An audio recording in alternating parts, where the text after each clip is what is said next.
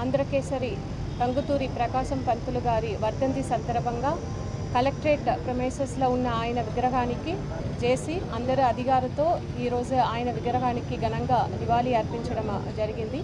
ఆయన దేశ స్వాతంత్ర్య పోరాటంలో చేసిన త్యాగాన్ని, రాష్ట్ర అభివృద్ధి కోసం ఆయన చేసిన సేవల్ని ఈరోజు మనం అందరం కూడా స్మరించుకుంటున్నాము.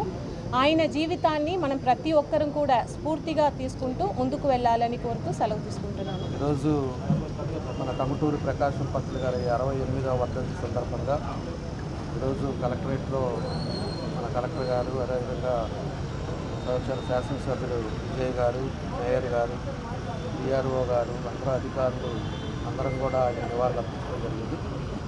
ముఖ్యంగా టంగుటూరి ప్రకాశం పంతులు గారు గురించి అందరూ కూడా మనం ఒకసారి ఈరోజు అందరూ కూడా ఆలోచించుకోవాల్సిన విషయాలు.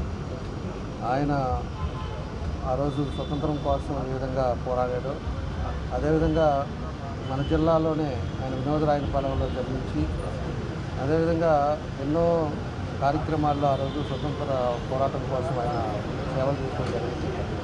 దానికోసం ఆయన ధైర్య సాహసాలను చూసి ఆ రోజు ఆంధ్రకేసరి కూడా ఆయనకు తిరిగివ్వటం, అదేవిధంగా మొట్టమొదటి ముఖ్యమంత్రిగా కూడా మన టంగుటూరి ప్రకాశం పంతులు గారు కూడా ఉండటం, ఆ తర్వాత ఆయన చేసిన సేవలు కూడా గుర్తుపెట్టుకొని 1972లో ఆయనకి ప్రకాశం జిల్లాను కూడా ప్రకాశం జిల్లాను పేరు పెట్టి ఆయన గుర్తుండేటట్టుగా పెట్టడం కూడా జరిగిందని చెప్పి కూడా మేము తెలియజేస్తున్నాం.